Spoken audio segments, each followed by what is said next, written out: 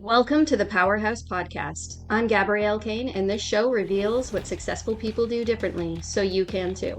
We'll dig into the choices, habits, and turning points behind the results and leave you with one practical step to use each week.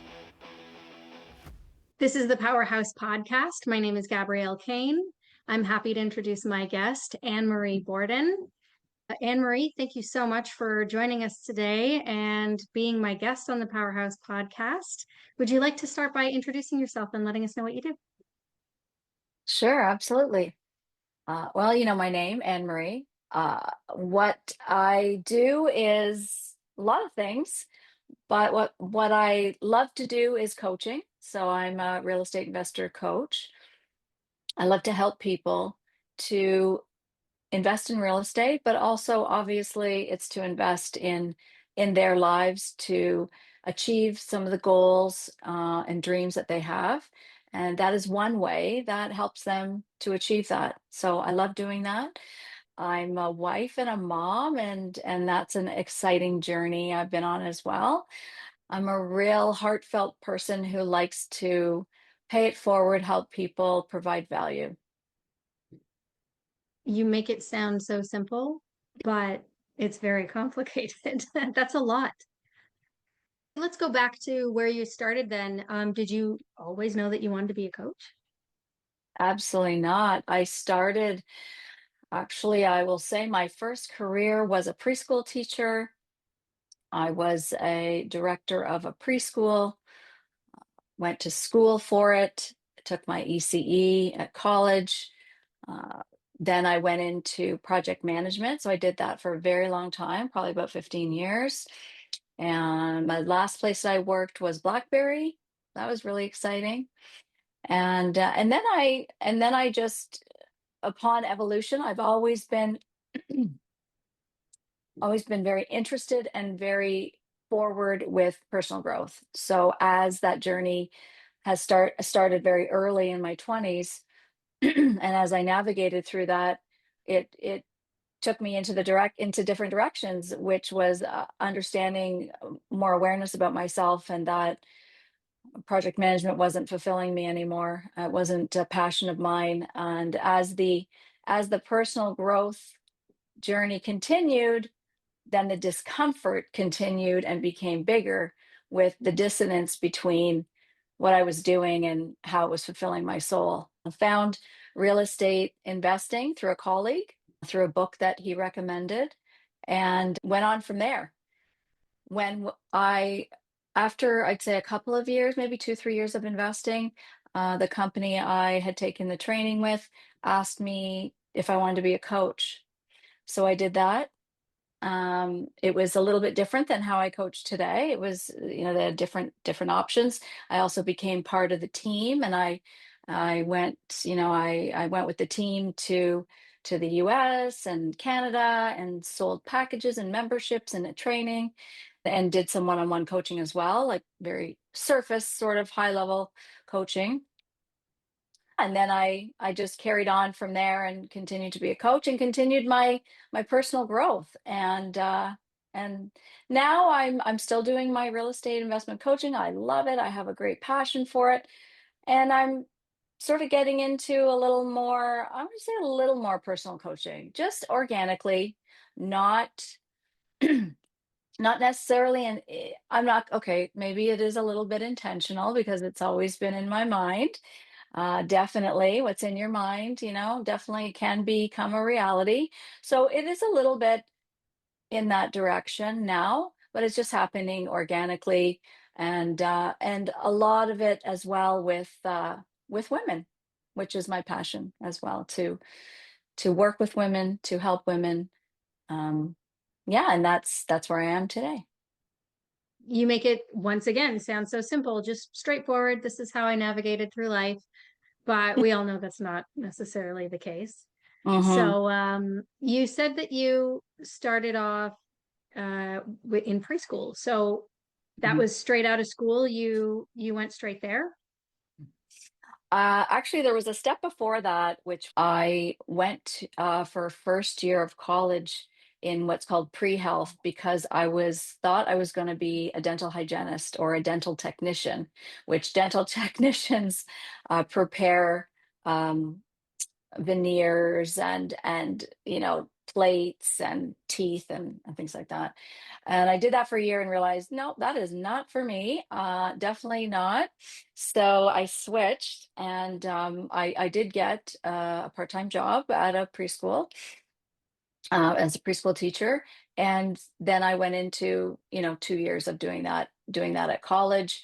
I thought I wanted to own my own preschool. That was the sort of the entrepreneur in me, and thought that's what I wanted to do. And went through the courses at college and graduated, and eventually became the director of a particular school, and then realized not really my dream of it changed. So I sort of fell out of that love with that dream of owning my own preschool for various reasons, and took a job as a project coordinator, which turned into a project manager, and so on, and had a few companies I worked with over the years in that position. I think that's something a lot of people can relate to, where when you're younger, you have a dream and you say, this is what I want to do or where I want to be. So everyone needs a different passion in a different field because we need all Mhm. those people. But like so many other people, you realize that, okay, this, that's not for me. Then you went to preschool and then that, you got to fulfill that dream, which I think is fantastic because you got to make an educated decision about what you wanted to do next. Mhm. And you made that decision. I think a lot of people actually find a lot of fear when it comes to, establishing your career and being at a workplace for so long. You spend X amount of years there. And then you're like, well, I've done it for so long, I'm too scared to leave. And they don't. Was that Mhm. hard for you to leave that career? It it was hard and it was a little bit scary, but I was probably around 25 then when I left that. So I wasn't in it long, maybe for 5 years. And it was a little bit scary, but not really. I always was a person of, I love change. Let's do it. I'm excited. This is exciting more than this is, I'm afraid.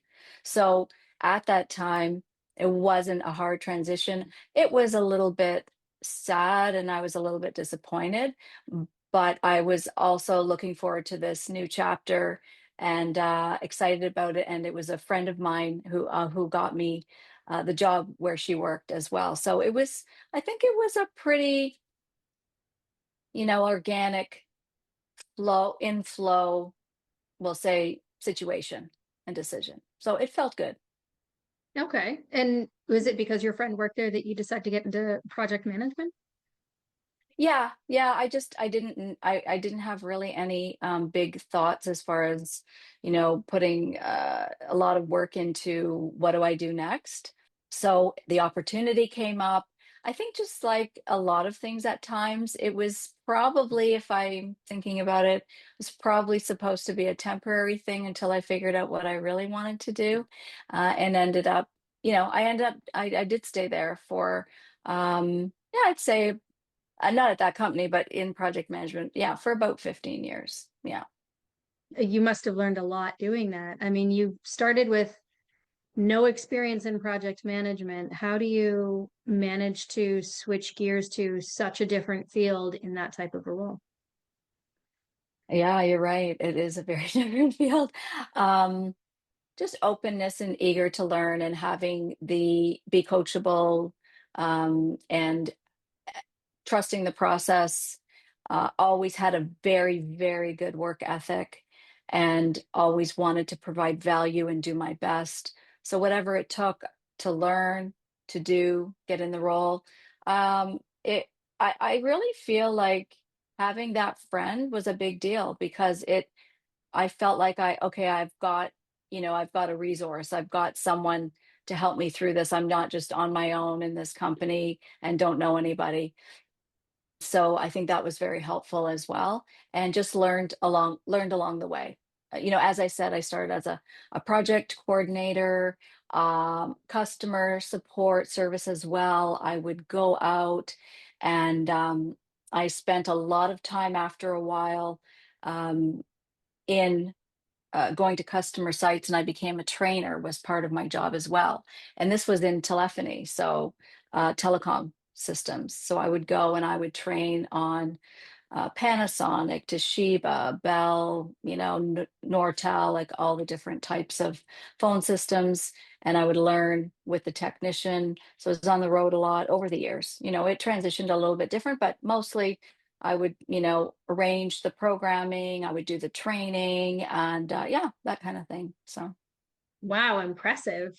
That's quite a gear shift, but I love the drive where you're like, okay, I'm going to go out on the road and I'm going to learn this stuff.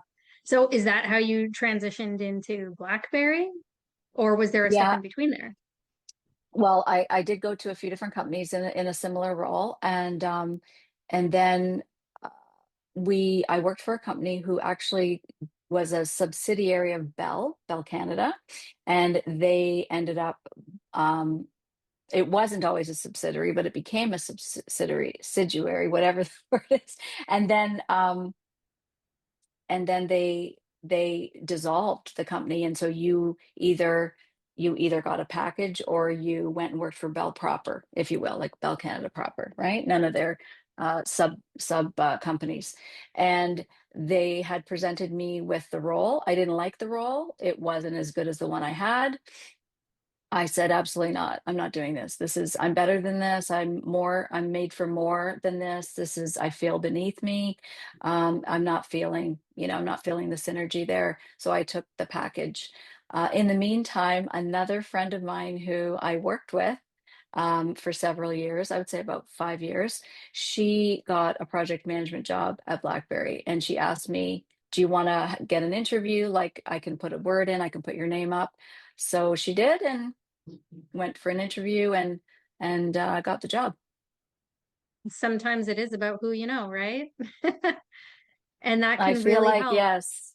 So you left the preschool on your own terms. You went Mhm. to project management. You worked a couple different companies doing that role on your own terms. And then eventually you found yourself in a company that had dissolved and you had to leave because it was a decision. Well, it was a decision that you made ultimately, but you got pushed into making that decision. That part was out of your control. How did you feel when that happened? I wasn't happy about it. I will be honest. I mean, it's not what I wanted. I didn't plan on leaving there, but what they offered me was not good enough. It wasn't fulfilling all of, what I had to offer, my skills. It wasn't optimizing that for me. And so I didn't know about this position when I decided to leave. I just said I was like, I'll take the package and I'm not gonna stay here. And for a while it wasn't good either, let's be honest. So the writing was on the wall, and then what they were offering me. Although, Bella's a big place, and definitely I could have had a lot of opportunity there, but obviously it wasn't my path. And so even though I was not happy that they had put me in this position, I was okay. I felt I was okay, and maybe that's part of the reason was because I did get a severance package, and I felt like, okay, I have time. I can decide, what do I want to do now? Do I want to do something different? Do I want to do something? But I wanted to get into a bigger company. I don't know what the word better means, but I felt like it was a better fit, more opportunity, a more professional company than where I was at. And it really was that. It really was that. Would you say that you kind of went with the flow on that one?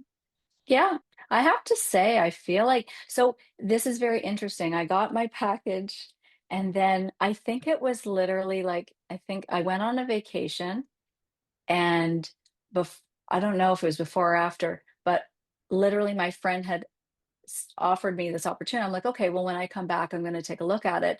And they offered, after the interview process and all that, they offered me the position. In my head, I was like, oh, I kind of wanted a little bit of time off. and this is happening so quickly.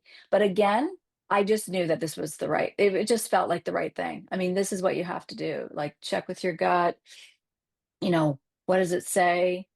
And when it's right, it's right. And you just, I don't know. I just knew something. I felt something. And I'm like, no, I'm gonna take it 100%. Yeah. Wow, I applaud you for that. I found myself in a similar situation with another big company, and they were selling the company. It was, new owners. I think all the major places do that. And the writing was on the wall, same as you had said, where the last year or so I wasn't thoroughly enjoying it. Things seemed to go downhill. It just didn't feel right, but I went against it because I wanted the pay. I wanted that regular paycheck to come in and the reliability of being able to pay my bills and provide for my family. So I stayed. And then when they restructured and they said, okay, so this is your new role and this is your package, I was like, I tried to fit a square peg in a round hole. I Yeah. tried to make it work and I tried to push it, even though my gut said no, even though every fiber of my being and the person I was with in a relationship at that time pushed and said yes. So I listened to what other people said and I went against my own um what my body was telling me. I think it's so important to listen to your gut because it will never lie to you. And then go figure, I didn't work for them for too much longer after that. And an injury to last me for the rest of my life. So I applaud you for listening to yourself and honoring yourself. I think that that's a common struggle in so many people everywhere. Hmm. They stay because they have to. They stay because they feel the obligation. They stay because of seniority. I've heard that one Hmm. so many times. No. And so I love that you honored yourself, and that's a really good example of going with the flow and going to where you're meant to be. I feel like there's some sort of force that kind of just says, steers you in the right direction. So Thank what you. happened? You're welcome. What happened when you took that package? Then what happened with your life then? Did you take time off? No, I didn't. I was going to, but then the BlackBerry came and I worked for them for 4 years. And So was that the that's Cambridge plant? Waterloo. Waterloo. Oh, okay. Yeah. What'd you So do where there? the headquarters there. I was a project manager for an IT department. So it was the PMO, project management office. So not every department in the company had project managers. So when they needed project managers, we would outsource to the different departments in the company and take on their projects. That sounds like a lot of fun, actually. Yeah, it was. It was, you know what? That company had some amazing, talented, intelligent people. I remember sitting in meetings in boardrooms and thinking, "Oh my God, I'm not the smartest person in this room by far. I feel substandard." But I realized, even though it was a little bit uncomfortable for me that way, I realized, oh no, that's where you want to be. You don't want to be the smartest person in the room because you need to find a different room. Because what are you going to Hmm. learn? Yes, it's great to pay it forward and to share what you know and your knowledge and experience. But for you to grow, you need to be in a better room, a different room. Yeah. I So I agree, recognize 100%. that. Yeah.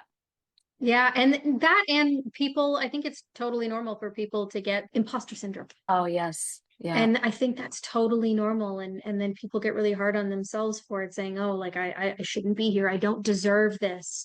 What am I doing Hmm. here? That kind of thing. But then I think it's all about mindset as well. Hmm. If you approach it from a different perspective and say, actually, this is how you grow. You have to get Mm. uncomfortable and push yourself outside your comfort zone. That's what allows you to grow and build new skills and hear other people and how they speak and how they present themselves.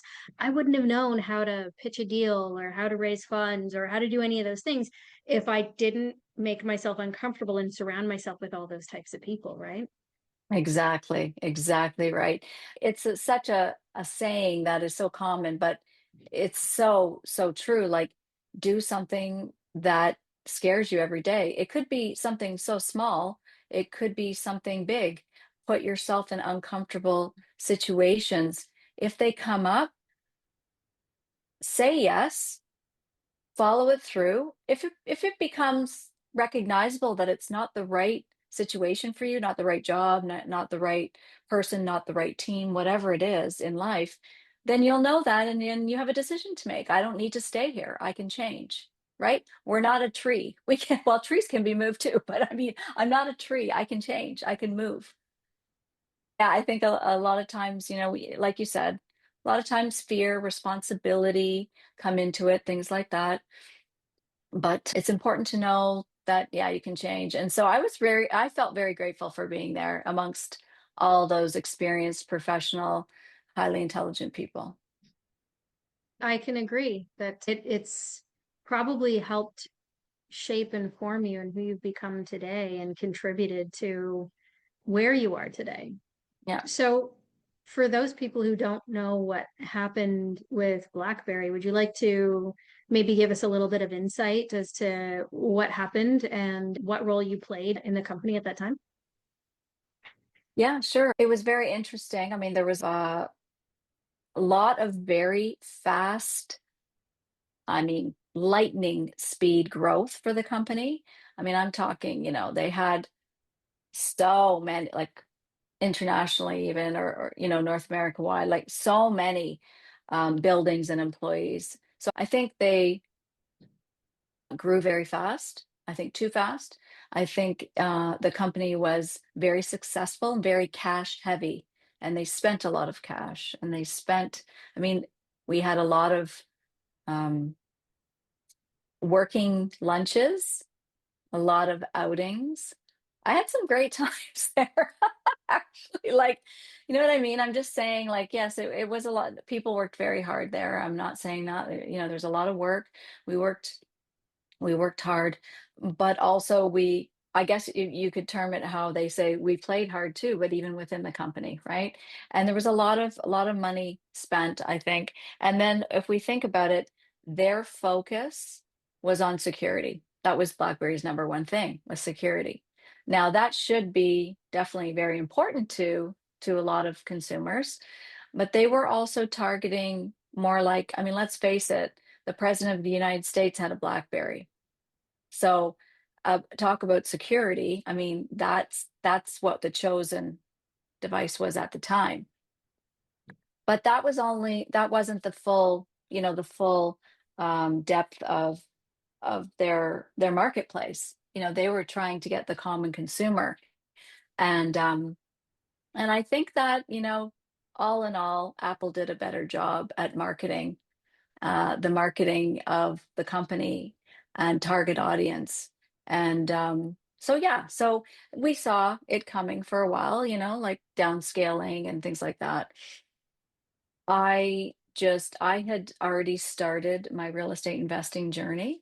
I had some properties I was managing, and I just said to my director, listen, I know our department's next for the chopping block for the layoffs. And I said, I'm just going to put myself out there. So if I'm on the chopping block, I want to say if someone else in our team absolutely needs to keep their job, and they are on the chopping block and I'm not, then please, I'll take the package, and please give it to them, because I knew that I had my side business that I wanted to eventually move forward with. I have no words. Anne That's Marie, that's what who does happened. that? I don't know, but that's what happened. That's what I did. Yeah. We need more people like you in this world. I don't know if your colleagues know that you did that, but and I don't think it matters, but Mhm. the fact that you did that, that speaks volumes about who you are as a person, and what a beautiful soul that you have. And yet, just another good reason to have you on here as a guest. Wow. See, I thought I knew you, right? But the more we Yeah. talk, the more I learn. This is Yeah. incredible. Wow, that is such a beautiful statement, a beautiful thing to do.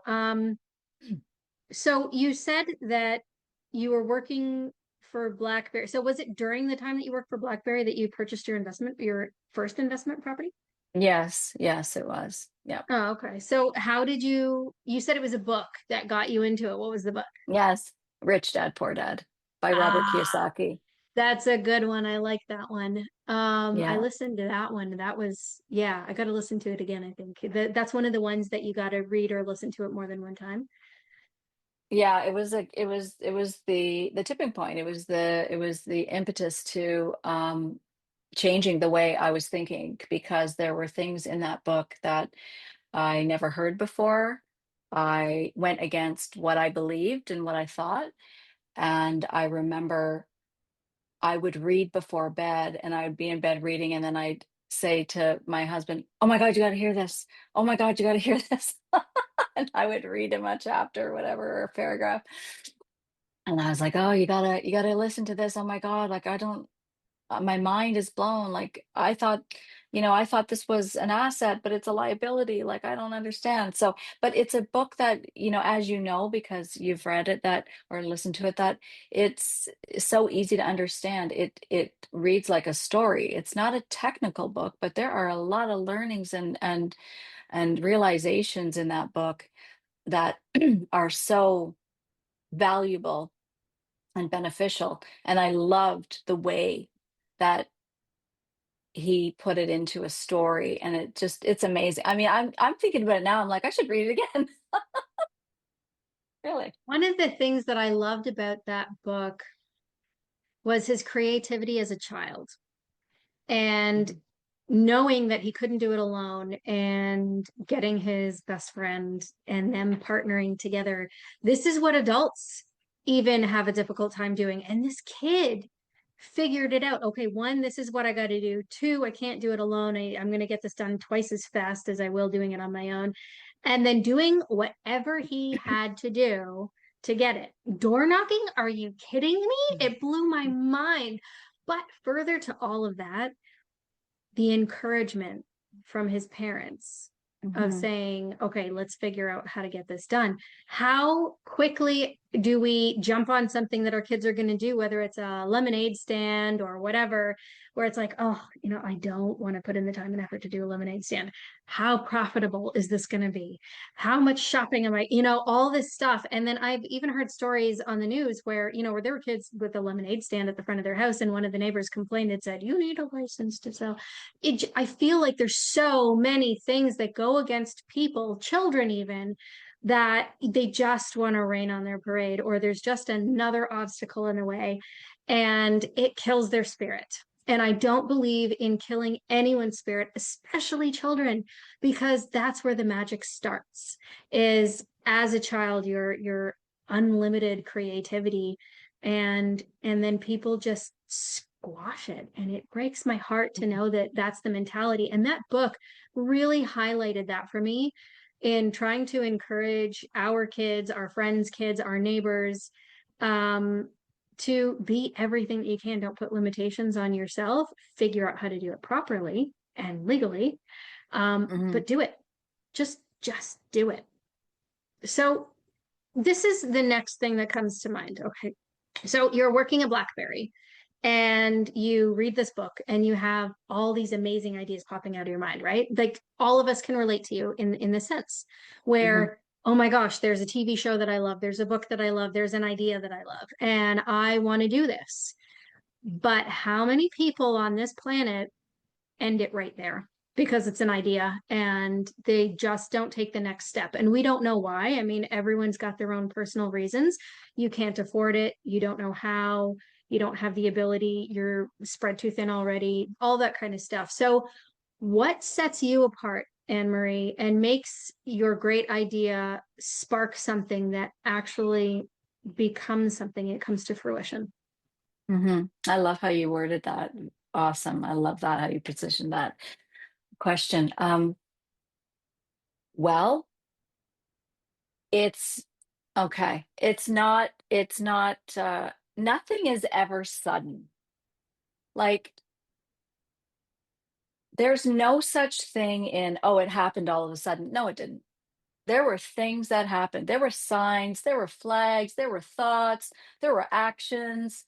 There were feelings, all the things that over the last couple of years before I read this book, as I said, on a personal growth journey of, oh, I'm not liking what I'm doing. Oh, I'm supposed to go take this certification. Okay, let's start it. Why? Because it's the next thing to do. Do I want to do it? Not really. Should I do it? Yeah, you should do it. It's going to look good on a resume. You're going to make more money. It's going to give you more salary. Um, Tried to do it. Couldn't focus. Couldn't focus. Couldn't. And this is even after um, these thoughts were coming in, like I'm not feeling fulfilled. I don't love what I do. I'm just, it's this empty feeling. I'm looking for something more. And so these thoughts and feelings, and when you're on a personal journey and you reach these milestones, or you're growing over time, it's like you can't go back. You can't go back to who you were before you learned this about yourself, who you were before you got over this hurdle or reached this goal that you wanted to. You can't go back. If you go back, you're going to be in such a dissonance within yourself. It's going to be painful. And that's what happens. That every year, every month, every year that would go by before I took the BlackBerry package, every year that would go, or found the real estate investing, I would feel empty, more lost, more unhappy. And I was losing myself. Like, it's like, that's not who I am, but that's who I'm becoming. And so it's all of that is happening. And then, like, all of a sudden, you go about your life, you're on the wheel. Okay, Robert Kiyosaki, the rat on the wheel, right? You're on the wheel and you're just going, and then you come up for air and you're like, oh, I didn't do anything again. I didn't change anything. I feel worse. And I don't feel the same. I feel worse now because I know better, because I'm not listening to myself, because I'm too afraid, because I don't know what to do, because of all of these things. And so when the book came and I read it and got excited, and I'm not saying a lot of people do it on, you have the strength, you can do it, you do it on your own. But I had somebody, which was helpful, who was on the same page, who was interested, who wanted to do this. So read the book, share the book with my partner. Then on the radio, because there was radio ads back, well, there still is now, but not as people, we don't listen as much now, but it was like, oh, Robert Kiyosaki workshop coming to you in this many weeks. I heard it. I'm like, oh, I'm signing up right now. So that was it. Then you go to just like everything, you go to the first one, the free one, whatever, sign up for the weekend one. You go to the weekend one, and then it comes to the point of, okay, this is where the rubber hits the road. This is where it becomes real. It's really real. Are you going to make the commitment? Are you going to take the step? Are you going to do it? By the end of the 3 days in person, I was lit. So I knew I wanted to do it. This is hilarious. I can see myself there right now. It was in this big ballroom. There was a curtain behind. And we had sort of, like, people were just networking around and going to sign up or not, or leaving and whatever. And on a Sunday night, and I leave my husband and I go behind the curtain and I start crying. I just could not contain my emotions, right? And I start crying, and then okay, I compose myself or whatever, or my husband comes to find me, whatever. And he's like, what's going on? I'm like, what are we doing? Are we signing up for this? Like, well, what do you want to do? I said, I want to sign up, but we don't have the money.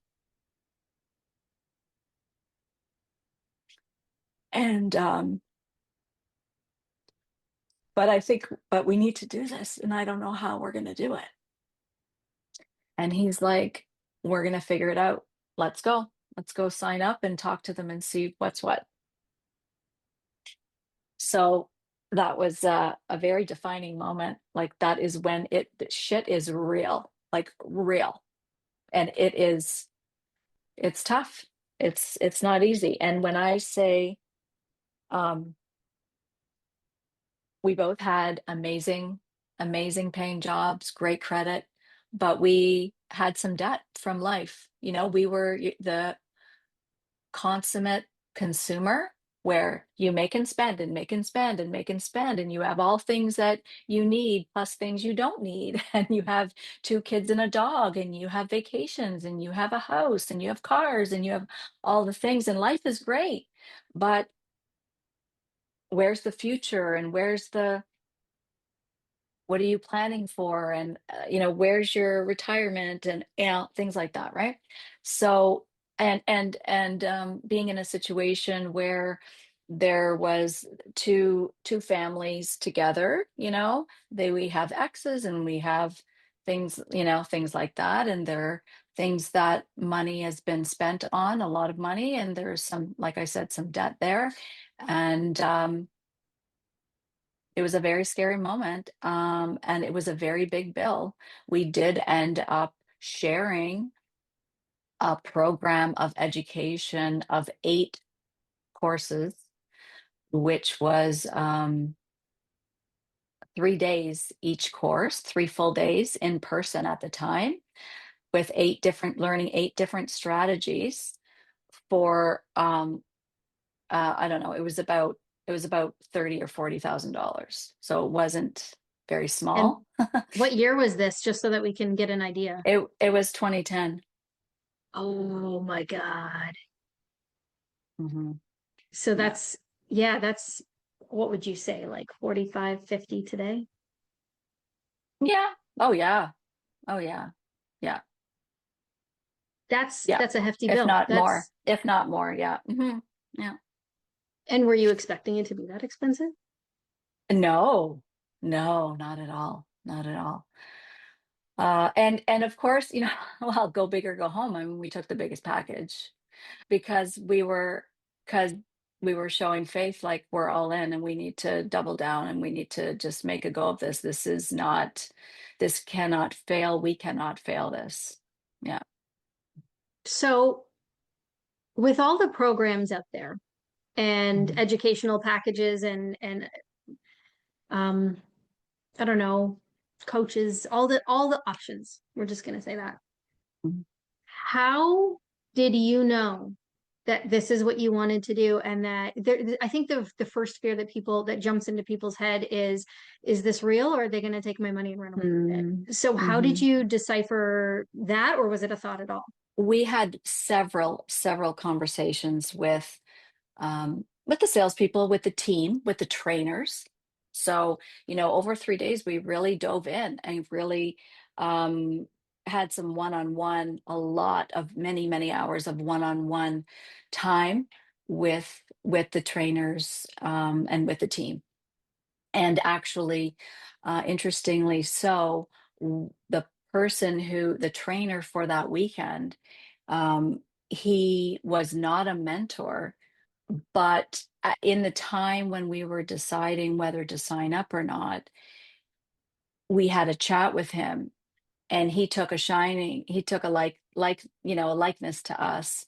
We had a good rapport, and he offered to be our mentor, which he only offers to certain people. And he used to do it full time, but with being on the road and training and the workshops, he uh, he didn't do it that much, only very sparingly.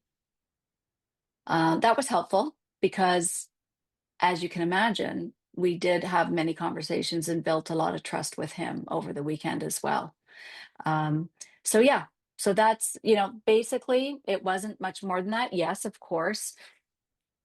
Um, we did some research online, but at the same time, whatever you're looking for, you're going to find. Meaning, if you're skeptical and you're fearful and you have a negative attitude, you're going to find that too, right? So we really didn't do a lot of that. We just were in the moment, evaluated the situation, evaluated the whole weekend, evaluated the people that we were in direct contact with, did a little bit of research, not a lot, and then We were all in.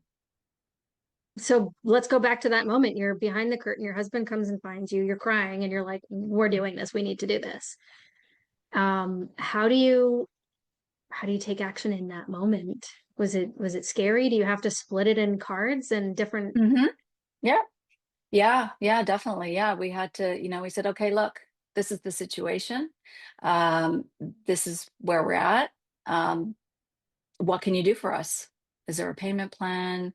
Is there, how do we deal with this? So yeah, so we were able to have some kind of a payment plan, but we did have to split cards and had to learn very quickly on how to be financially creative and what resources were out there, because we knew nothing. Like, first of all, I knew nothing about real estate, knew nothing about, I only ever knew I would love to own an income property, but I'm too scared and don't know what to do, so didn't do anything. And so I had to learn all that financial creativity of moving money around, of getting cards with 0% balance transfers and doing it again and doing it again and things like that. So, yes, did all of that. That's huge. That is so hard for so many people to wrap their heads around it and say, okay, I'm going from consumer mindset of buying the things that I need, buying the things that I want, plus your regular responsibilities, mortgage, dog, kids, all the things. Every month there's a holiday to buy presents for now. And then you make this decision that you're going to be spending, would you say 25, 30,000? It was in the 30,000s. Yeah. Yeah. Okay, so we're roughly $30,000. That is nothing to bat an eye at. That's a huge chunk of change that, I mean, you ask anyone today to spend 30,000, which today would be equivalent of about 45, $50,000, and say, hey, you can put that down today, invest in yourself. How many people You are don't going to do have that? it. You don't have it. Exactly. Well, And I know I've got debt because, I got to pay off my car. I've got, things to pay for. So now I'm like, how would I afford that? You know? And that, I think, right there is the first step. Maybe the second one, because the first one is you go with the flow. You don't go against mhm, the grain, right? But the second mhm. one is really, really important, is that you stepped outside of your comfort zone and your financial zone, if you will, and you said, okay, fuck it, this is what we're doing. And you found a way where, when there's a will, there's a way. There is, if you want there to be. And I just want to add this point is that the year before that, we had just moved to a home, our second home, which we increased the purchase price was double our last home. And so was and so was the mortgage. And so we could not tap into any equity because we didn't have any in our home. Glad you pointed that out, because I'm sure that would be some of a thought on some people's minds that, okay, you've got to be resourceful. No, that wasn't Hmm. an option. And so There for so wasn't. many people, because of the way the market is, they don't even own their home. That's not even an option to tap into that equity because it's non-existent. Right. Wow. Yeah. Okay. So you make Yeah. this work. You take the leap of faith. You made the decision. You did research. You built relationships. You asked a million questions, and you get to the point where you're like, okay, this is real. We're doing this, and we're serious about it. Then what?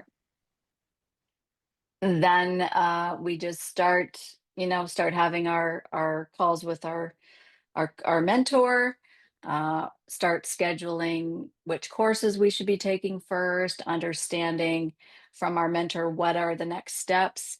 At the time, how their program was set up, the mentor was from the US. We scheduled him to come and spend 3 days with us, is what he did. He would stay at a hotel. We would do 12-hour days. I don't recall exactly the timing on that. It wasn't immediately.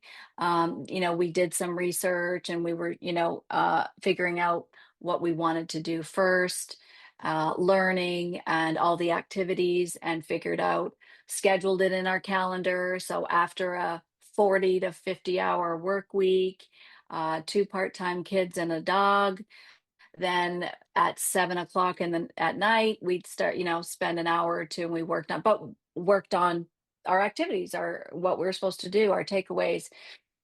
And it was either learning or running numbers on a property or looking for property or talking to mortgage brokers. And the story I love to tell is it was very uncomfortable. And of course, it was easy to look for properties and run numbers and stuff like that. But when you have to speak to professional partners, I was just making calls, had the script in front of me. I would pace the floor, the dining room at the time for 15 minutes, make the call and read from the thing and think, oh my God, I sound like an idiot. Oh my God, I'm so embarrassed. What if they ask me something I don't know? But there's no way around it. There's only through it, and through repeat, repeat, repeat, repeat, get better, get better, get better. That's hard. I was shaking. It was hilarious. Oh, Yeah. It was the full on commitment. That's it. It's like this is can't fail. Can't fail. so if part of your activities and your homework and everything were, you got your full day of work and all this other stuff, and now you've got your evening activity 7 p.m. and on, and you are obviously dedicated because you paid for it and you value what you pay for, which I think is Hmm. really important. That's a very important thing I want to put out there. If it's free, you don't value it. And Exactly. so you've got your homework and you have to call these people. There's so many people out there who are listening who are thinking, okay, I'm not making those calls. That's not me. I'm not comfortable with it. I have social anxiety, whatever. Do you think you would be where you are today if you didn't make those calls? No, absolutely not. How could I be? You have to take action to gain the skills you need to have to learn what you need to learn to take action to achieve your goals. So absolutely not. Absolutely not. And besides that fact, if you want to get your partner or whoever or someone else to do it for you, and you're still going to be able to be in that deal, okay, great. But you're not going to grow as a person as a result of the actions you're taking and the steps that you're doing. You're not going to become the person I think that we all want to be. I know, forget that. I know that we all want to be. There's no shortcuts. There's no shortcuts. It is what it is. There's no shortcuts. And at the end of the day, you're not going to die. Like I had to say that to them. What's going to happen? What if they think you're an idiot? What if they don't send you business? What if they don't? Oh, well, there's 1,000, 2,000 more mortgage brokers out there, realtors, whatever it is. So you're not going to die, and you're going to get better. And as painful as it is, because it was physically painful, that's just what has to be done.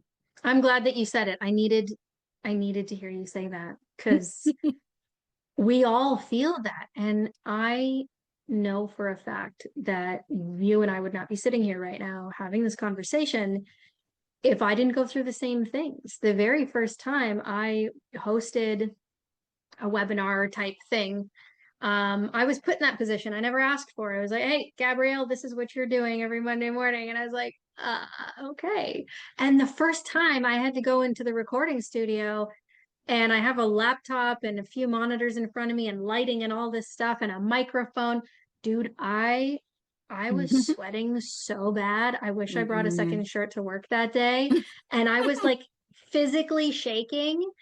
And I got like I had to air my armpits and I'm like flapping my arms just to get some airflow. It was scary. And Yeah. I'm not afraid of public speaking. I'm not afraid of socializing. I'm a very social person. But that to me was scary because it was something that I'd never done before. And Hmm. then I got that one under my belt and I was like, still alive. My heart was pounding on my chest, but I was still alive. Just like you said, I didn't die. I didn't get some terrible diagnosis. And I was like, okay, I got that one under my belt. It was probably the worst one I'll ever do.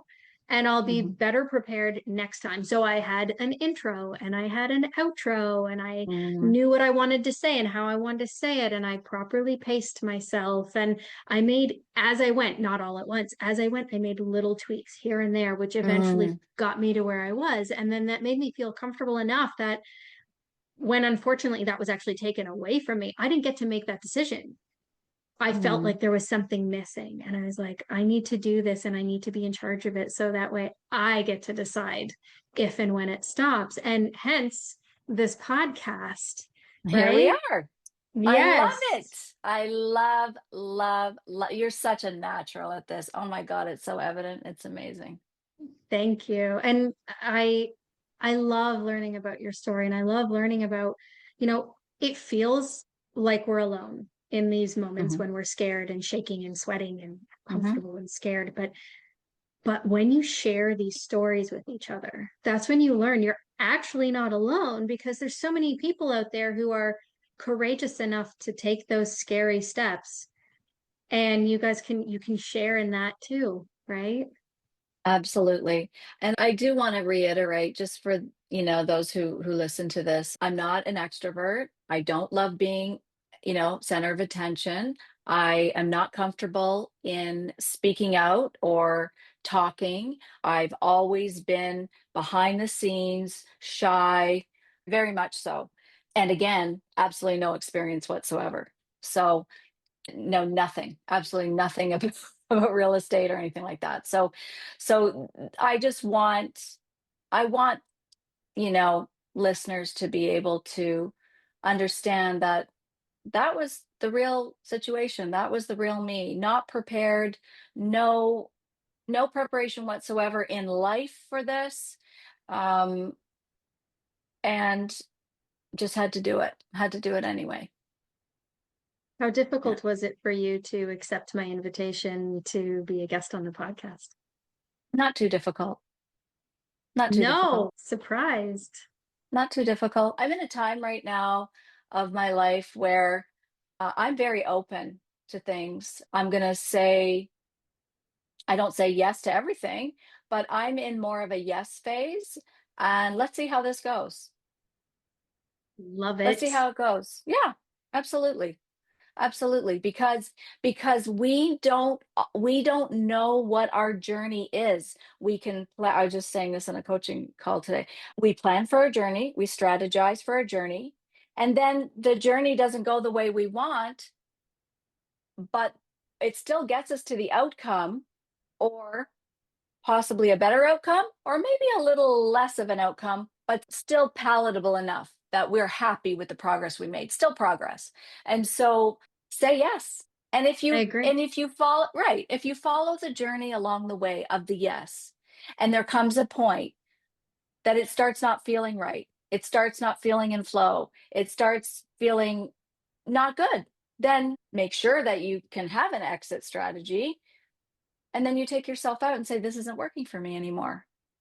Be a chameleon, if you will, Mhm. Mhm. change with the Yeah. colors of the season. And if it works for you, continue down that path. If something changes that's beyond your control, yeah, go with the flow. Yeah. I love that. Good for you because it's Yeah. landed you where you are today.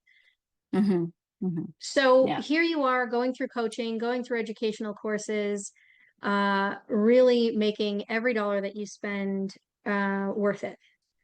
Mhm. And so maybe there's some people out there who are scared to even make their first purchase. I'm sure that that's a really big deal.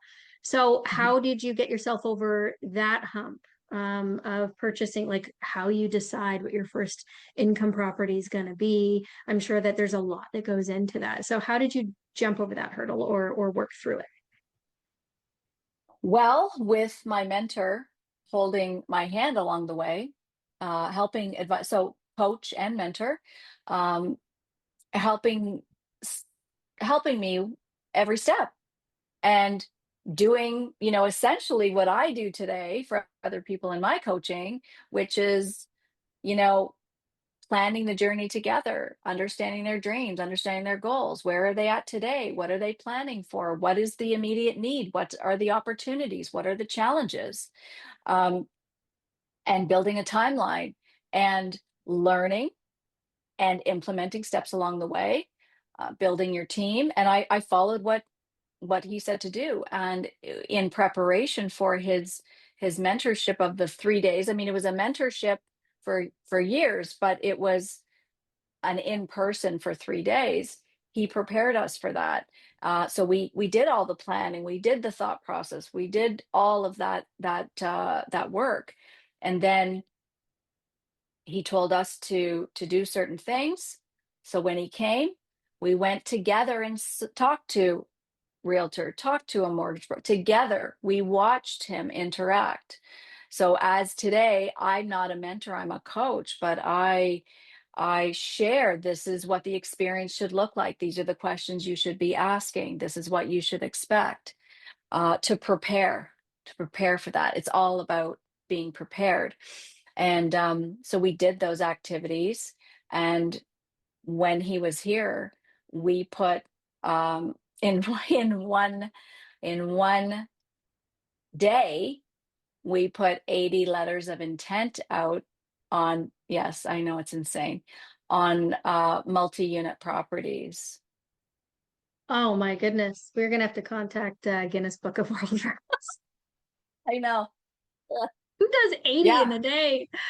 I don't know. Wow. It's just, yeah, one page letter of intent, just to see, what the response was. And some were no responses, some were, but that's how we found our first property. Okay. And what was it? Was it residential, commercial, multifamily? It was a fiveplex property. Ooh, you went straight for commercial. Yeah, yeah, So yeah. what was It that was it was experience a like? it wasn't purpose built. It was illegal non-conforming. But yeah, what was it? It was freaking scary. It was really, really, really scary. What made it scary?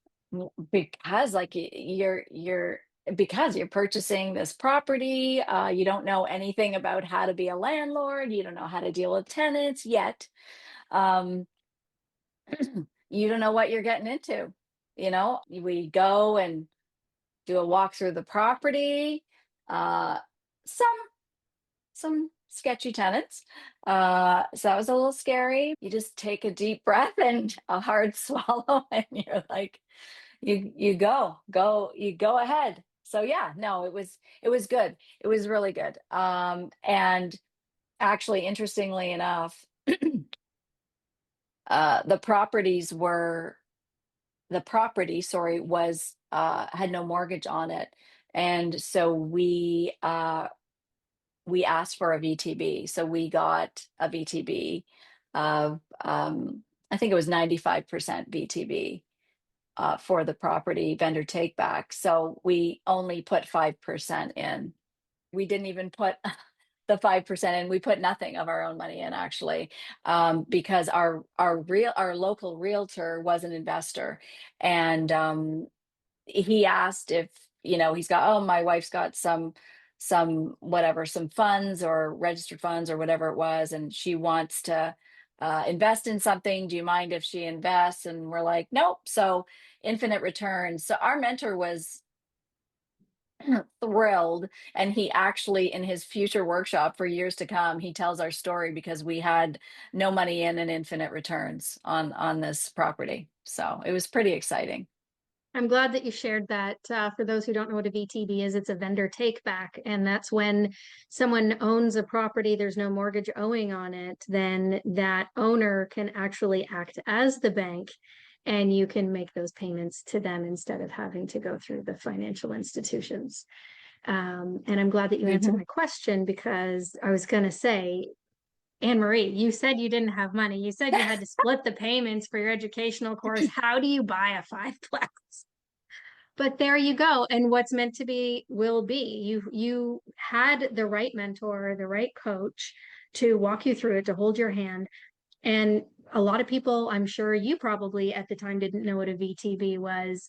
And next No. thing you know, you're going through the motions and you're doing it. You're making it a reality. Like, okay, I don't know what a VTB is, but we're going to do that. Let's choose that option. So did your coach slash mentor help you negotiate that as well with the Oh, terminologies and the terms and stuff? 100%. Absolutely. And so did our realtor. So let's be clear that, your professional team is everything. We chose Mm-hmm. somebody that already was a huge investor. I think he owned 150 doors at the time, a local realtor, and he knew what he was doing. He was a great negotiator. He was a former uh, cop, police officer. So, negotiation was very big in his skill set, really. Um, Mhm. and that's important because all of it made a difference. Wow. Yeah, I would say, considering where you started preschool, now you're fast forwarding and you're purchasing a fiveplex, doing a vendor take back. I guess there's no way that even with your dreams when you were 20, that you could see yourself doing that. And by going with the flow and honoring yourself and how you felt led you down this path. No, So no way. it's put you in a position where when BlackBerry started going a little downhill, that you were in a position that you could say, you know what, prioritize someone else before me because I'm good. I got this, right? So Yep. how many properties did you have in your portfolio at that time that you were in a position to be able to say, okay, if you got to let someone go, let me go first? It was only the one. It was What? one. So just that one. So it was a leap of faith. Um, it was a leap of faith, and I'm gonna say, I could have made a different decision. Would have made my real estate journey easier if I had have gotten another job, and it would have made it easier for sure. Absolutely. So, but so what I did is after that, after I left, I transitioned to, well, I property managed our property as well as I property managed another investor's properties for a total of 36 doors for about a year and a half after I left my corporate job, with which was a mix of single family, student, and multifamily properties. You had your hands full. Had my hands full. Other than taking a 3-day property management course with our investing courses, knew nothing about being a property manager. And so that was a huge learning as well for, like I said, about a year and a half. It was about like 5 years of learning experience in a year and a half. So yeah, that's what I did. This is incredible. The more questions I ask you, I'm like blown away. 3-day course to take the real estate investing, 3-day course to learn property management. Oh my goodness. And I think you're on your third career now too. So maybe that's Yeah, just a magic number for you. yeah, exactly. Wow. Okay, so what happens next in Anne-Marie's story here? Yeah, so we start doing more deals. We did a lot of active deals. We've done just overall, we've done about half a dozen rent to owns with us running the program. We did joint venture. So because, again, not flowing in the like we had some, decent monthly cash flow from that one property. It was not life-changing money. It's not quit your job money. It's not, that's why the property management, and then started to do some other deals, always with a partner. So we're the working partner, and we did a bunch of deals with a JV, a financial partner, and then just continued on. I wanted to experience many different investing strategies. That's just what I wanted to do, and did a lot of active investments. So done some flips, rent to own, mortgage lends down the road eventually, the property management, was a shareholder in a motel with 10 other investors. Just lots of very interesting deals. Learned a lot. It was exciting. It was very good. Dealing with tenants, learning how to deal with tenants. We turned that one building. We did a lot of work on it. We turned over almost every unit in it, and we did end up selling it just because it was in an undesirable location that I did not want. I just couldn't get the type of tenants that I wanted to have in my real estate portfolio. It was hard because that type of tenant profile, it's calls every day, it's police, it's drugs, it's it's taking your time and your money, and it just became a lost leader. Even though we did well on the property, we did well because we put our blood, sweat, and tears into it on a regular basis for 2 years, turned out like refreshed and renovated, and did, had a flood from a tenant, caused a huge flood, an insurance claim and stuff. And so went through that. But yeah, definitely it was a huge learning as well, and a great experience, but we did end up selling it for that reason. Yeah. And Was that made really good, like made a really good profit off of it because of all the hard work and all that. Yeah. that's good. So was it difficult to come to that decision to sell that property, or was it easy? Um, it was easy. It was easy because I got to be honest, I was exhausted from all the things, the day to day of that's why I'm saying, like, tenants can either make you money and save you time, or they can take your time and money. And that really goes against your profitability. It's not all about profitability. It is about helping others. Like, also, we've helped a lot of people in real estate, and you can help people, but you can get paid for it too. And I think that's a win-win. If that's what you want, if that's the experience and the journey you want, then it can be so. And it was a mind shift as well on that. Also, a mind shift of, I want to help people, but is it okay to get paid to do that? Yeah, it is. It is okay, because you're Mhm. helping them in a situation that they need help in. And so I really love. That's why I love the rent to owns that we did. I loved the scenario where we helped a woman who was in pre-foreclosure. So the bank was just about to take her house in a few months. She had 2 kids. A realtor would not list it because of the condition it was in. It wasn't bad, but it was just aesthetically, and, you know, it just, he didn't think that anyone would buy it in the state it was in.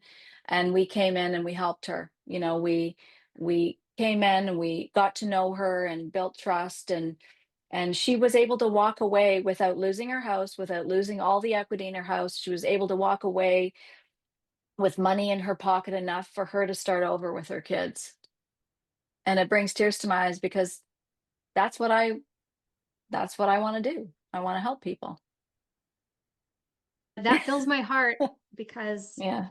yeah, I've been in, a similar situation where I needed a place to stay, and being a single mom with 2 kids when they were younger, it's just it's hard.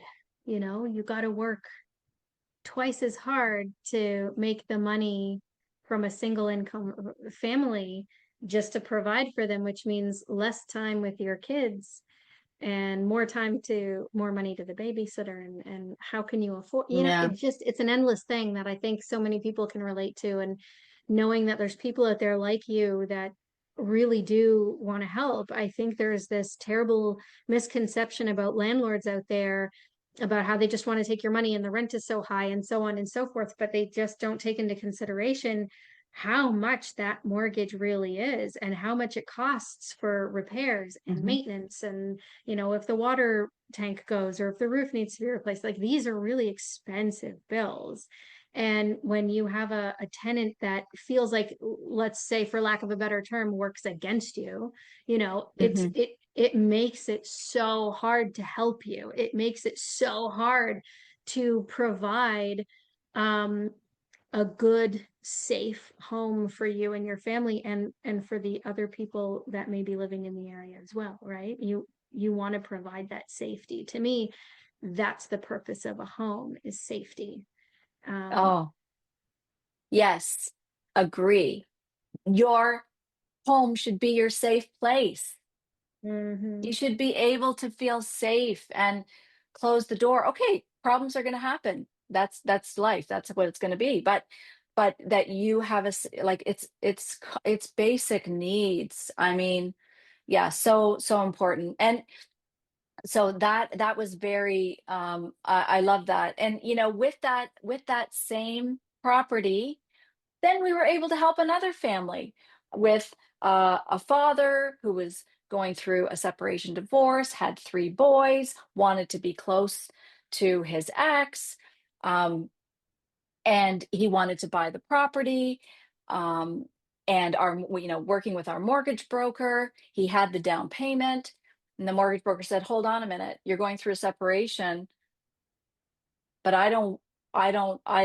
you until your divorce, your wife, your partner is going to have 50% potential um, ownership of this house if she decides one day, oh, before you're divorced. So we don't want that to happen. So you got to be flexible, you got to be creative." So we said, okay, well, what can we do here then? Because he really needs this now for his boys, his family, his kids during this situation. And it took a long time. So it was a pseudo rent to own, but he did put the down payment, paid us rent, moved in right away after we renovated it, obviously, and until his divorce was final, and then the transition went through, but he was able to get in the meantime, because we're flexible, because we're creative, because we're our first priority is to help people in their complicated situations that are not easy to deal with, and people don't usually want to get involved, and I get that, but this is what he needed, and it was a win-win, and it worked very well. Yeah, I'm happy to hear that. And that's another thing that's you're driving the message home of surrounding yourself by the right people, having the right Mhm. people doing the right job who are in it for the right reasons. Mm, That it doesn't mean that you don't have to get paid because your time's not free, nobody's is, but it doesn't mean that these people can't help you. I mean, people work in these fields for so long that they become so good at what they do. They know every avenue and they're so mhm, creative and they're used to using their creativity and expertise in order to help unique situations. And that's one of the many things that I love about real estate investors, at least the ones that I surround myself with, is that mhm. that they have a heart of gold and that they're out there to help people. And I love that you're able to do that and help people with that. The property that you had to sell, was that one that you owned with other investors, or was that just you and your husband? That was just my husband and I, that fiveplex, yeah. Okay. Did you Mhm, ever find mhm. yourself in a situation where you owned a property with other people and you guys had to be on the same page in order to get to the next step? Oh, yeah, absolutely, yeah. We did have partners with our rent-to-owns as well, yeah, so that's definitely owning owning a property, for several years or few years, depending on what the term was, with a partner, and there was many situations that we had to, yeah, we had to strategize. We came up upon several issues, and even though we were the working partner, there was times where we were the main decision maker, but outside of that extenuating circumstances, we had to be on the same page, and we had to come to a solution, an agreeable solution, with our partners. Yeah. Was there ever a time where it was a difficult process to get on the same page? Yeah, definitely. Yeah. Yeah, there was definitely times um that had happened. And it's just, you know what it is? It's just different personalities and different outlooks on things and different history of how people evolve to become who they are. So as an example, we had a JV partner, and he was a police officer, and he was, I don't even know exactly, but he was head of the SWAT team. Like, he was some very serious career there, job that he had. And so he was always in situations where he wasn't dealing with successful people, but people who needed help, people who were in the criminal justice system, people who were suffering, people, so his mindset was very much that way. Like, I don't want to say negative, but on the defense, like always like, what are they out for? Oh, they wanted it, like in the protection mode. Like if there was something that happened, oh, their intentions were bad. But that wasn't necessarily the case, right? So that's where he was coming from, and that was a hard decision. That was a hard situation for sure in that investment. I can see that. It takes all different kinds of personalities. And do you think that that has maybe altered the way that you vet a partner? Absolutely, of course. It's a factor. It definitely has influence for sure. Every experience you have with a different uh, investment, different property, different strategy, tenants, partners, joint venture partners, they're all evolution, evolving to tweak, to tighten, to adjust your qualification process. A deal is a deal is a deal. You're educated, you have the right professional partners, you know how to run the numbers, you know if it's a good deal or not. The numbers are going to tell you the story. You check your market, you check all of it. Four ways to win, all the things. And what's the wild card? It's the partner. It's always will be, and because it's people. People are human. Humans are unpredictable. We are multifaceted. We have a lot going on with who we are. You can't just give a piece of paper and go, "Oh, this is who I am. Here's all the things about me that you can't see and you don't know." And you got to read between the lines. You got to try your best to figure out who is this person. A lot of people take the approach of transactional. Oh, this is a deal. This is a business deal. It's an investment business deal. No, you're dealing with, yes, that part of it is fine. You're dealing with human beings. What's their background? What are their expectations? Who are they are? Get to know them, meet them, have conversations with them, hours and hours and hours of investment, meet them in person, all of these things. It's so, so important. And to have an ironclad JV agreement, but that you're both doing by a lawyer when you're all happy and in a good mood and excited about the investment of all the exit strategies. And if this happens, and that's what you do for that. Mhm. I walked away from real estate deals, but I've walked away more from partners that I didn't think it was going to work. It doesn't mean there was anything wrong with them. It was just that I don't think this is going to work. We are two different people, and I don't feel like it's going to work. Yeah, understandable. And I love that you covered all your bases there, saying that the whole thing about the legal documents as well. And Mhm. I Mhm. mean, I would never marry someone whom I just met. And when you do business together, this is a marriage. This is a legal marriage. And I'm stuck with you for however long this project is going to take. I'm going to vet someone before I marry them. So I think your business partner should be treated the same way. Make sure that you guys are on the same page and you have the same goals. You and I, we really get along. Does it mean that we would Mhm. make great business partners? Maybe I want to do student rentals and you want to do hotels or multifamily. You have to be on the same page. It doesn't mean that person's a bad person by any means.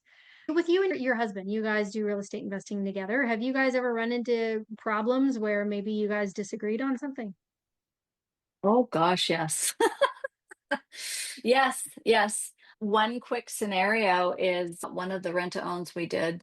I really wanted to help people, of course, as I've said that many times. And I came across a family that needed some help to purchase a home, and took several weeks to get to know them, talk about the process. And there were some red flags along the way that I didn't recognize. And I want to say this because this is a very important lesson I had to learn, which was not easy. And that was that at the moment, my mindset was, gosh, I don't have any current deals on the books. I need a deal. I want a deal. I want a property. I want a deal. I want a deal. It wasn't an abundance mindset. It was almost a scarcity mindset. We had already done lots of deals and lots of rent to owns, and I ignored the red flags because of my mindset. And I was too trusting. So I let my emotions get a little too ahead of me. And we had a JV partner and my husband partner. And my husband was like, I'm hesitant on this. I'm getting red flags. I'm not 100% in. And I convinced them to do the deal. And for the next 5 years, I paid for that with this tenant every day, almost every day, basically. Okay, there was maybe a couple months she didn't contact me, but every day. And hindsight's 2020. And so I realized that after it was too late, I realized, how did I contribute to bringing this into my life? Number one. And what were the factors and what could I have done differently? And that will never happen again. I like your approach on that, being honest with yourself and looking yourself in the mirror and not just so easily pointing the finger at someone else and saying she behaved this way and she did Mhm. these things, but also saying, okay, what could I have done differently? How did I contribute to this? And how can I, one, correct it, and two, prevent this from happening again? It's such an opportunity for growth and to be honest with yourself and become who you are today. You are so successful because of that mindset and because of the honesty with yourself and Mhm. taking ownership. And I applaud you for that. And I love how you approach that situation, and it never happened again. Sometimes those situations arise where you want to help someone and they seem like they're in desperate need and your heart bleeds for them. That's where your emotions come in, because you want to help everyone, and I can totally relate to that. But I find that the ones that need concessions and the ones that need a little extra something and a little, how do we put this, maybe personalization or a tweak here and there, it seems something small at the end, but they end up being the most complicated transaction, business deal, whatever in the end, because that one leads to another, leads to another, leads to another. And then that becomes the expectation. And it's like, no, no, no, no, no, no. I didn't sign up for that. I wanted to be nice. And sometimes when we want to be nice for someone else, our emotions are clouding our judgment and it ends up being more work than what it's worth. Would you agree with that? I would absolutely agree with that. I would absolutely 100% agree that, yeah, you're absolutely correct. And it wasn't I mean, we did well. We ended up being profitable in the end.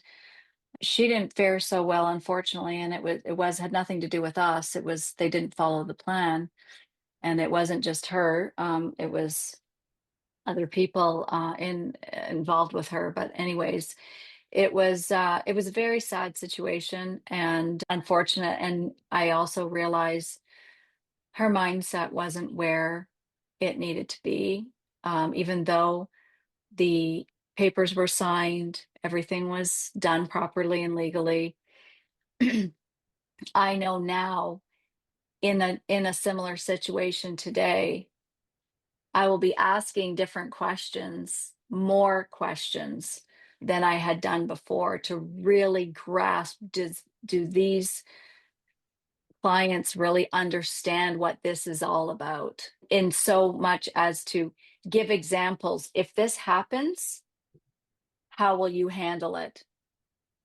Like, just real life situation, not just to say, do you understand what this says? Yes, I do. No, no, you don't. Right. So not just so taking it a step further, we'll say. Hence the ironclad agreement Yeah. and legal documents to cover Yeah. you. And that's the insurance that you need, because if you stick Mhm. to your word, then you'll be fine, right? So Mhm. yeah, I'm Yeah. glad that you had shared that, because I'm sure that that's a mistake that so many people can make in so many different fields, not just real estate investing. um Wow. Mhm. And this experience has not only shaped you as a person and allowed you to learn those lessons, but it's also prepared you to become a coach. And now Mhm. you can speak from experience and help people through these, trials and tribulations and learning experiences. So, oh, I forgot. You were, okay, so you left BlackBerry and then you purchased Mhm. your fiveplex and then Mhm. you're property managing. Um, and you owned five doors at the time, but you were managing, I think, up to 35-ish, if I remember Mhm. correctly. What happened after that? And then continuing to do the joint venture deals and the coaching. So I was still doing the coaching for the company that we took the education with and working on the road, like I mentioned, with workshops and selling memberships and doing a little bit of coaching. And that's what I did for a few years. And then now I'm coaching, doing just, no more workshops or anything like that. I decided along the way, life happened, things happened. I stopped doing that. That was my choice. And where am today is I contract coaching, and I love it. And I'm on my schedule and my time, and I can work from anywhere. And that was the plan for the last 10 years, actually, is to put myself in a position where I can work from anywhere and I have freedom to choose my schedule. Wow. All those things that you've done to build a solid foundation to be able to, play by your own rules. I'm Hmm. so happy for you. And I think you've done an absolutely incredible job. So you're still coaching and investing in real estate. So if I said promote yourself, Annmarie, let's say people want to reach out to you or they want to learn more about you, or maybe they're inquiring about coaching, how would people reach out to you? I think basically email is the best way for me. My email is Sweetwater, so SWEETWATER PM Inc. at gmail.com. That's my company. That's my corporation. I'm on LinkedIn as well. So Annmarie Bordin-Kuch, Kuch. So either one of those, the email or LinkedIn is the way you can find me. Best way. Love it. And I will be sharing that on my socials as well so that Okay. everyone can just see that with the spelling. One last question for you, please. You took action and you made your dreams a reality, and you had to switch gears so many times. And for all the people listening, what is one thing that they can do today to make their dreams a reality? Any dreams they have or real estate related? Any dreams? Gosh, one thing? That's so hard. I'm gonna say, Well, you you know could say what? three if you want. It might be shocking, but I have to say is believe in yourself is the main number one. You have to believe in yourself. You have to believe it's possible, that you find what your thing is and go all in. Go all in can mean many things. It can mean your mindset. It can mean the actions that you take, commitment, resiliency, and belief in yourself. Oh, there's the three again. There's the three pattern happening. That's so funny. That's what I would say. That's what I would say. Don't give up on yourself. There's nobody in this world that is going to believe more in you than you. So get there. Believe in yourself. If you don't today, put the plan together and make it so. You're your own best advocate. Well said. Oh my gosh, I know. if there was an applause button, I'd be hitting it right now.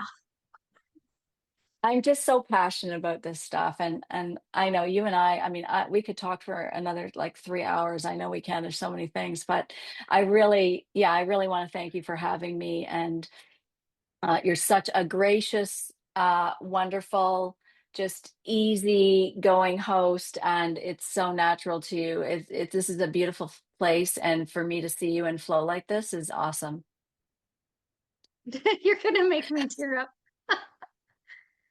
Thank you so much for agreeing to be my guest and for opening up and sharing such deep stories and things that a lot of people would not be willing to share.